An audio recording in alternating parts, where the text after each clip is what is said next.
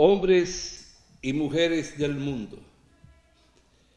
El jueves pasado, el periódico La Información de Santiago me honra con el privilegio de publicar un artículo que es el que quiero compartir hoy de forma directa, de forma verbal con ustedes. Pero quiero hacerlo como si fuese un diálogo. Por tanto, espero que se concentren, pongan toda la mente en cada palabra, en cada expresión, en cada oración de lo que vamos a compartir con ustedes. Ese artículo lleva por nombre, por título, ¿qué es el cambio social? En nuestro país y en otras latitudes del mundo, los partidos políticos y sus candidatos a la presidencia siempre presentan como lema de campaña la palabra cambio. Resulta de interés saber qué significa o qué se entiende por cambio social. Yo diría que cualquier tipo de transformación cultural, política, institucional o económica que garantice la prosperidad del pueblo en los diversos aspectos sociales. En política, hablar de cambio significa transformar estructuras institucionales del pasado a fin de dar paso a una renovación, o sea, un cambio en la política como en la vida económica y social. En lo económico, por ejemplo, nuestras leyes han protegido y protegen a aquellos que cuentan con los medios de producción, o sea, los capitalistas, los dueños de las fábricas, de las maquinarias, del dinero, y se benefician de la venta de la energía y del sudor de los trabajadores. Las grandes mayorías, al contrario, viven en la pobreza. Cambio social, por tanto, es crear leyes que protejan a los trabajadores del campo y la ciudad. Darles educación para que se involucren en la producción económica y transformación de la nación. Cambio social, por tanto, significa que los trabajadores tengan derecho a una jornada laboral justa y a una remuneración adecuada que les garanticen un verdadero disfrute espiritual. Cambio social es ser beneficiario con programas educativos, deportivos y culturales que nos alejen de la alienación a que estamos sometidos, alejar a nuestros jóvenes de la droga, del robo, del crimen. Llenar el país de escuelas de arte, bibliotecas y centros deportivos. Por ejemplo, cambio social significa fomentar el debate científico y la tecnología. Un bombardeo a través de la televisión, de las emisoras, en debates, buscando alimentar la toma de conciencia de un pueblo, de nuestros hijos, de los jóvenes de nuestro pueblo, hombres y mujeres, en la valía del cambio de la tecnología, de la ciencia, tan rápido como va hoy. Cambio social es saber que nacimos para servir y entregarnos a los demás, no ser egoísta, no ser yoísta, no ser megalómano, creerme que soy el más grande, no ser humilde, lo del Jesús de Nazaret. Amar al prójimo como a ti mismo, siempre tender la mano para dar un saludo de amor, de lealtad, de sentimiento, de solidaridad. Cambio social es proteger la naturaleza, vivir enamorado de la montaña, de los árboles, de los ríos, de las lagunas, de las aves, de los animales. Cambio social es tener conciencia de que la seguridad social es la respuesta a las incertidumbres humanas y que esta es responsabilidad del Estado no de individuos ni de intereses particulares. El Estado es el dueño y el responsable de mi persona, de mi salud, de que mi mujer pueda alumbrar con un médico y mis hijos nazcan allí con médicos, enfermeras especializados. El Estado tiene que crear y empeñarse por las estancias infantiles para el cuidado de los hijos de los trabajadores. Y por qué no decir de la clase burguesa. Cambio social es ocuparse de los envejecientes, garantizarles vivienda, salud, alimentación y recreación, tenerle un hábitat, hacerlos sentir que son honrados y dignos y merecen respeto por todo lo que le dieron a la patria y a la comunidad en su tiempo. El cambio social es proteger a nuestros agricultores, facilitarles los accesorios para el buen cultivo, otorgarles financiamiento equitativo a bajo intereses y asegurarles un precio justo por cosecha. Tengo que ocuparme de los agricultores, de los pequeños y medianos en particular, hacerles llegar los fertilizantes químicos, el abono gratis, porque tengo mis fábricas que le pertenecen al pueblo a través del Estado. El cambio social ocurre cuando protegemos nuestro patrimonio nacional. En este sentido, la energía eléctrica, la que no hemos desarrollado como debe ser y liberarnos de la oscuridad, no debe estar en manos de empresas privadas, ni el agua debe ser privatizada porque ese es un patrimonio del pueblo, necesario para la autodeterminación como pueblo, como Estado y en pos de nuestra liberación. Cambio social es cuando nuestros trabajadores pueden expresarse libremente y formar sindicatos para defender sus derechos a través de los convenios colectivos de discusión entre el sindicato y la empresa de tú a tú con respeto y lealtad. Cambio social es promover y garantizar que en las empresas se discutan y respeten, como ya bien dije, los convenios colectivos, ajustados a la realidad de cada empresa. Para ello, es esencial el desarrollo del movimiento sindical. El cambio social se presenta cuando el pueblo se expresa y es escuchado por los gobernantes que eligió. Para producir un cambio social en nuestro país, es necesario diseñar un plan de nación fundamentado en los derechos universales del hombre. Para esto es necesario desligarse del neoliberalismo, que es, como se sabe, una escuela de pensamiento político y económico que tiende a reducir al mínimo la intervención del Estado. También ha sido definido como una forma de liberalismo que apoya la libertad económica y el libre mercado, que apoya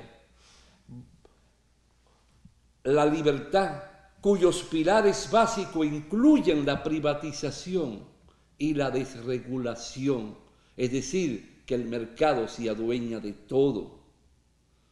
Ahora bien, ¿qué es el cambio social y reforma fiscal? Repetía mucho el presidente ya ido de México, López Obrador, por el bien de todos, primero los pobres, precepto que guía el humanismo mexicano.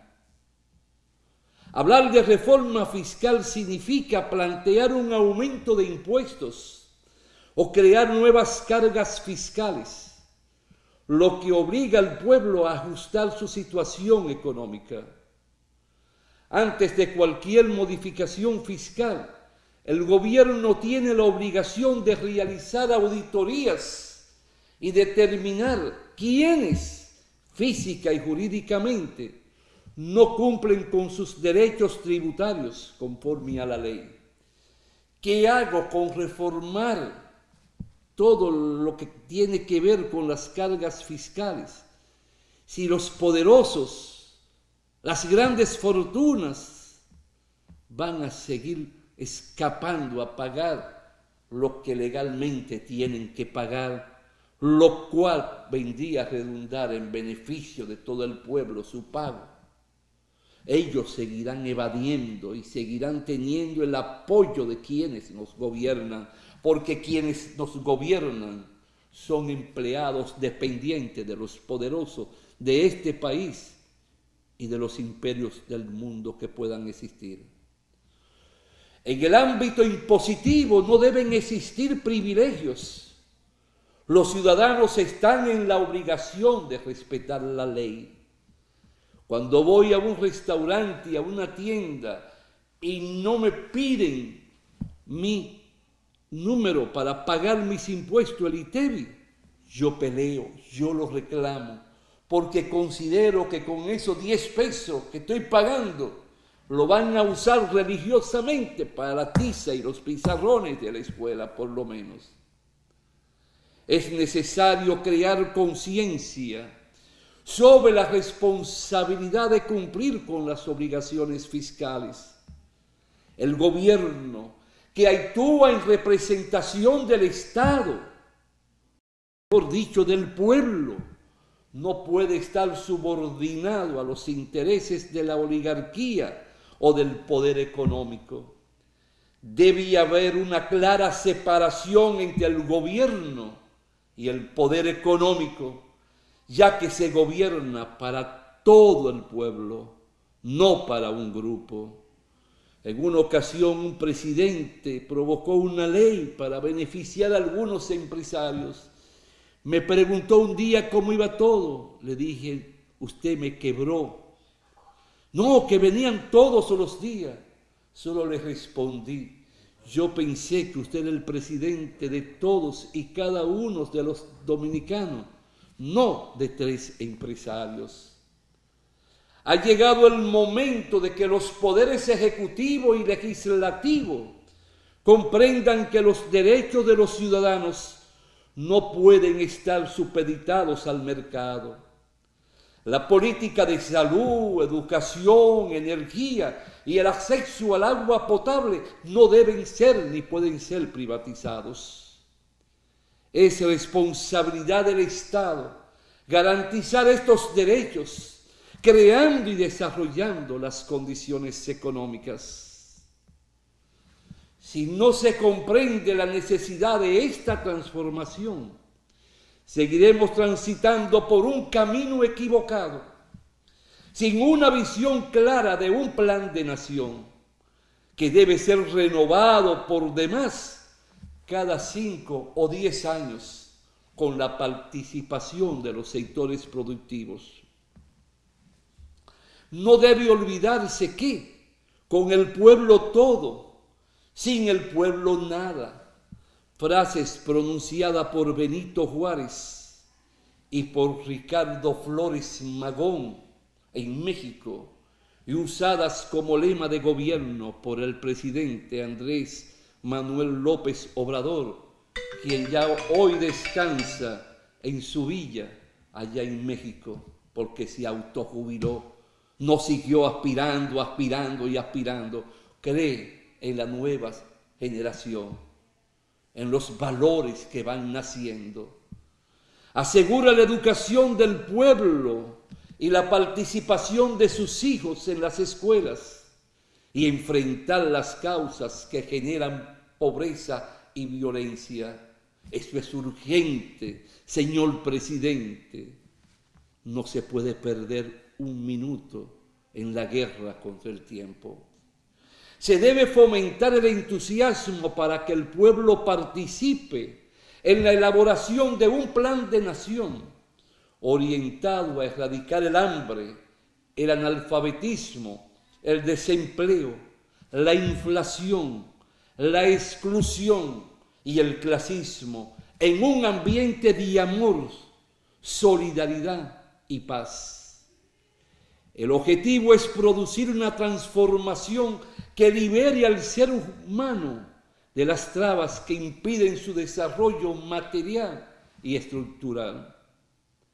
Para esto debemos enfocarnos en la reforma, cambiar el modelo de desarrollo y ampliar la demanda interna, promover la modernización agrícola, la industrialización avanzada y poner en marcha un efectivo reordenamiento territorial con modernos diseños urbanísticos.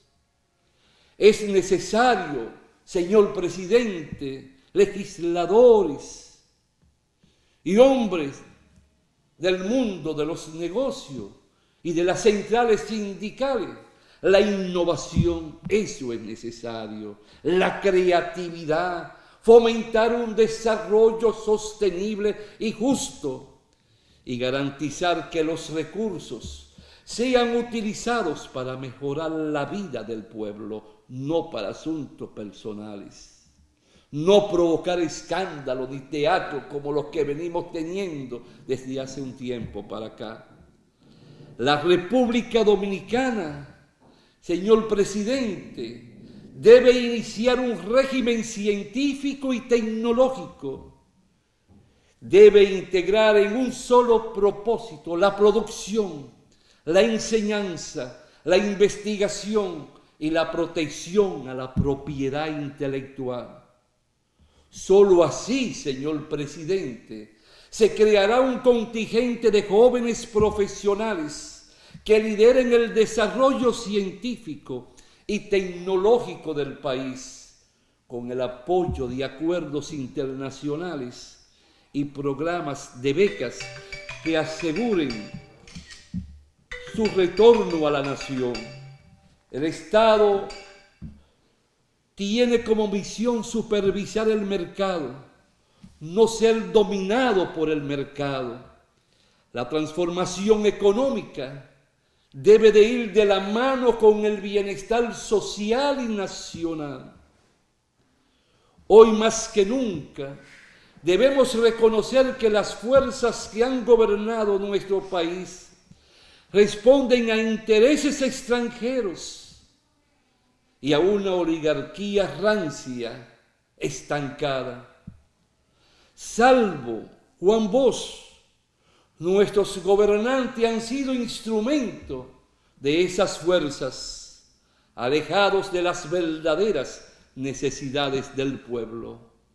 Ahí termina el artículo que se publicó el jueves pasado en el periódico La Información. No, se habla de reforma fiscal, pero ¿a dónde nos llevaría una reforma fiscal mientras siga la corrupción de Estado? ¿A dónde nos llevaría la reforma fiscal mientras siga una nómina muy amplia y con un dineral de costo para el presupuesto? ¿A dónde nos llevaría la reforma con todas las pensiones privilegiadas que se vienen dando a aquellos compañeros y compañeras que no podemos colocar en un puesto?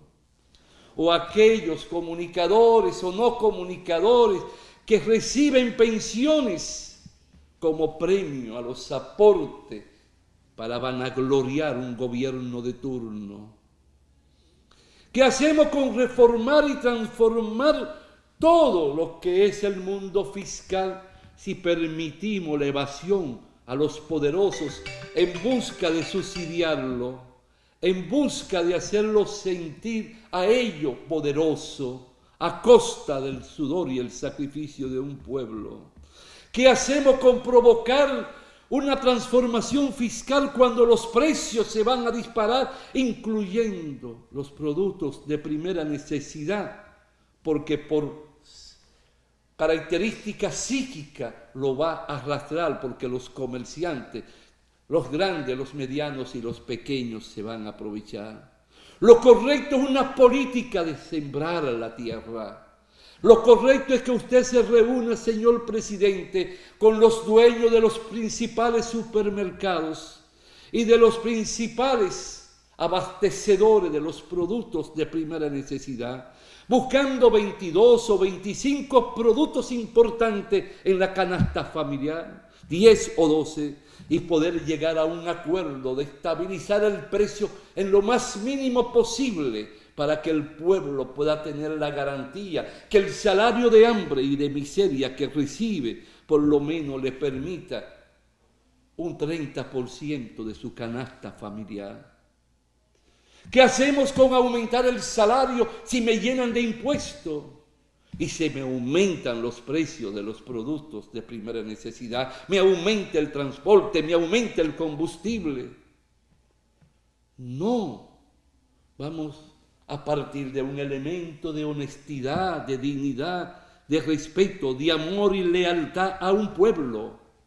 Conozco países donde no se aumentó por 6 años el impuesto, no hubo modificación fiscal, pero pararon la corrupción de Estado, le quitaron toda la prebenda a la comunicación escrita o televisada, lo dedicaron solo para el pueblo, a construir trenes, a construir grandes plataformas de aeropuertos, hospitales, carreteras. Integraron un pueblo, pusieron al pueblo a la luz de un plan de nación y de un discurso de consentimiento y levantar la conciencia, la toma de conciencia de un pueblo, de la responsabilidad y obligación de cada integrante de esa nación.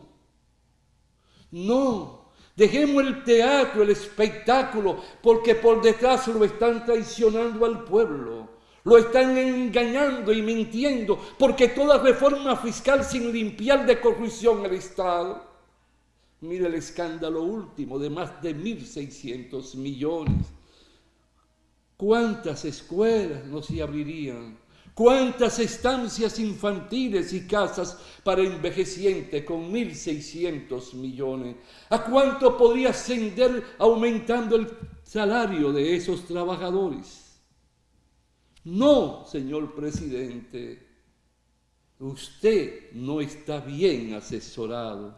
Quienes le rodean no tienen un concepto de lo que es el aparato de Estado, ni lo que es orquestar una política para bien de las grandes mayorías, pensando que para bien de todos o los pobres primero.